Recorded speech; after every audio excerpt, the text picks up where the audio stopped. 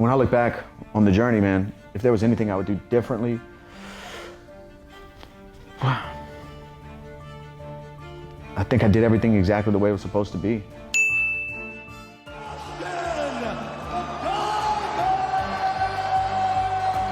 There's so many fights I feel like that I've been pushed to my limits. I can't just name one. When I look back at all this, nothing was done in vain. This is what I do, I live for this. Every day, this is who I am, I'm a fighter at heart.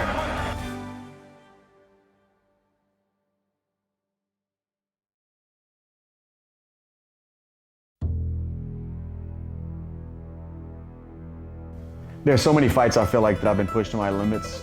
I can't just name one. You know, there's things I could have done differently in fights. Looking back, hindsight's always 20/20.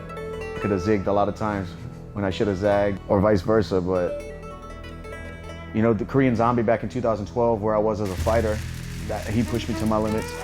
Really putting Poirier in a bad spot. He's in the George choke right now. He can finish this.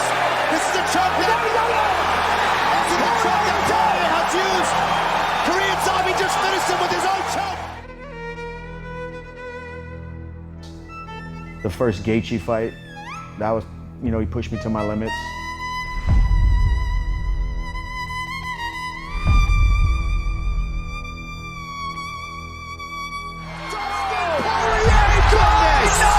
Oh my God! So Dan Hooker fight was pushed to the limits.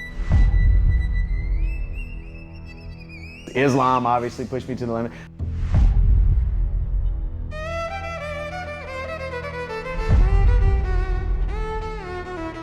I've been in so many bangers, you know, and I'm probably leaving out a bunch, but I've been in wars, and those guys made me a better fighter during that time.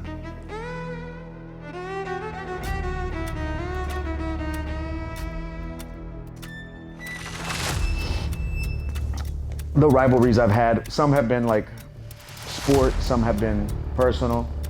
The Conor thing taught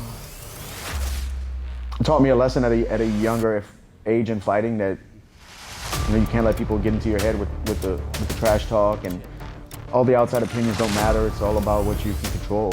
You know, that helped me out. That's why the third fight, him talking trash, was far different from the first fight, you know. And also I've dedicated myself for years and years and years to the sport and got better and got more well-rounded. The Eddie Alvarez was a big one for me too, just because I grew up watching the guy fight in Japan and on Dream, and I mean, forever, really.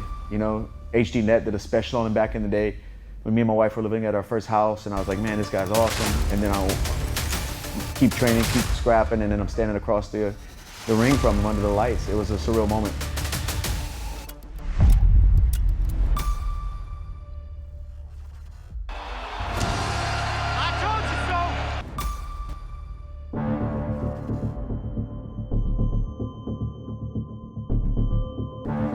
If there's any fight of my career that I can pinpoint that changed me from a hungry newcomer to a prospect in the division, would be my UFC debut. Jose Aldo got hurt. I filled in to fight there was no rankings. I filled in to fight the #1 guy. That's the best guy I could fight at the time. You know, he was set for a title fight. But Poirier, oh, nice inside leg kick. Poirier composed early. Yeah, Poirier would love to spoil the Josh Grisby party. There's a lot of hype behind this young kid, and he would love to take it and make it his own. Poirier is turning it on here, Mike. Really good start for the kid from Louisiana. Caught him again. Really impressed with this kid. Oh my. Poirier is just lighting him up on the feet, Mike. Well, he seems very relaxed. It doesn't seem like he's having octagon jitters, and he's lighting Grisby up. Beautiful body. Continuous combination. Oh, he's tagging him. Oh, beautiful elbow. And the uppercuts. My goodness. Grisby is again in trouble in the second round. What a great elbow. That is a very promising new contender in the 145-pound division in Dustin Diamond Poirier. So my first fight in the UFC, it showed that, like, coming from the WC, boom, this guy's legit contender in the 145-pound division.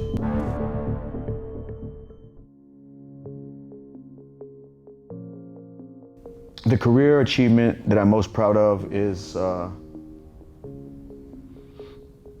chasing a dream and providing financial freedom for my wife and my family. We're in a good spot, all because I had a passion to do something that I love. That's my biggest, when I look back at all this, nothing was done in vain. And the accolades, the interim belt, the Fight of the Night awards, all that stuff's great to be in the record books and stuff, and I appreciate all that stuff, but to provide for my family, doing something I set out to do as a kid on a journey, that's amazing. Being a husband and a father has shaped my career, I think for the better. Being married at such a young age, I didn't have a reason to be partying every night like my other buddies who were chasing dreams fighting. You know, I had to anchor at home. I had to be back home, get ready for work, things like that. So I had discipline at an early age because I had someone counting on me at home. Through the years, that just progressed, and then having a daughter put fighting in perspective to me at times where this felt overwhelming. I just realized once I became a father, this is just something I do. Before being a father, this was my whole life. It was everything to me. Every morning, not that I'm disregarding it, but it's just like, this is just, fighting is something I do. I'm a father, a husband, a son, a business owner. I'm a voice in the community. I'm so much more. Fighting is just something I do. It's something I love and do, but putting in perspective, being a father, doing this all day and coming home and reading books with my daughter when she was a young kid. And yeah, that balance of being a girl dad at 27 years old helped me out tremendously.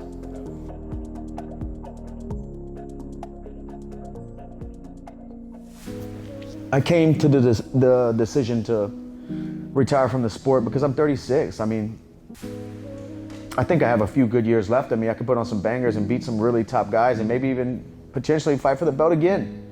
But it's just how much do I have to put my body and mind through to accomplish that goal? How much of myself do I need to give up? How much more of myself do I need to give up? I've left a lot in there over the years. I have, we were talking about, I have a family. I want to have another kid. I want to be a father. I want to be home. I want to be mentally well.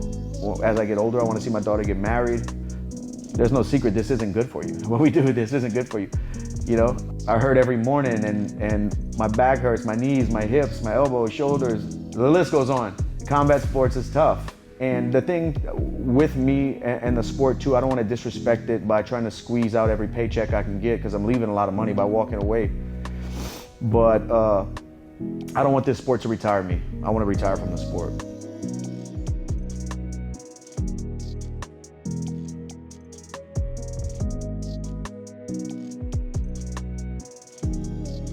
The thoughts and emotions leading into the final fight, final camp is I just want to really be in the moment, embrace every day, the good and the bad of training camp, the good days, the bad days, the last weight cut. This is gonna be the last time I'm ever gonna be 155 pounds probably. Just everything, the camaraderie here at the gym with my coaches and fight week, it's so special. It's scary to think that I'll never get those emotions of walking out into a stadium filled with people screaming for me to win or lose, standing across from another man under those lights. The purest form of combat. It's bittersweet, man. I think I'm gonna go through a lot of different mental ups and downs along the way, or maybe it's gonna be after the fight, I don't know, because I haven't processed it yet, because I still have it in front of me, you know?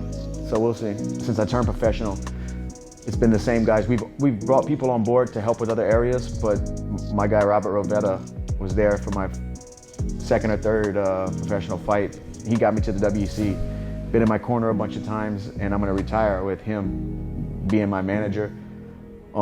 This gym is where I'm gonna retire at. This is my family, you know, and no disrespect to Tim Crater, who helped me out a long, in the beginning, at a long way, really got me going, and was mutual decision made whenever I said, I think I'm gonna need to bounce out of your gym. You know, so that's like guys like that, incredible people I was around at a young age, and I wouldn't change anything. I want people to remember me as a hard worker, a kid who chased his dreams, provided for his family, his community, tried to do the right thing, but was just a man, not perfect, fought his ass off, never said die. That's it, man, just a warrior. The most significant piece of advice that I can give a younger fighter would be, don't listen to the outside voices. Believe in yourself. If you believe it, that's all that matters. You're the only one who has to believe it.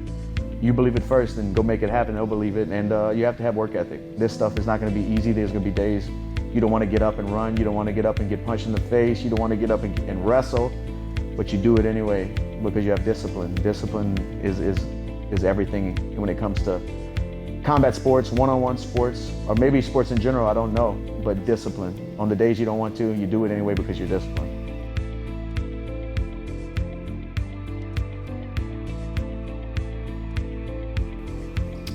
If I can storybook ending my final fight, it would be a war.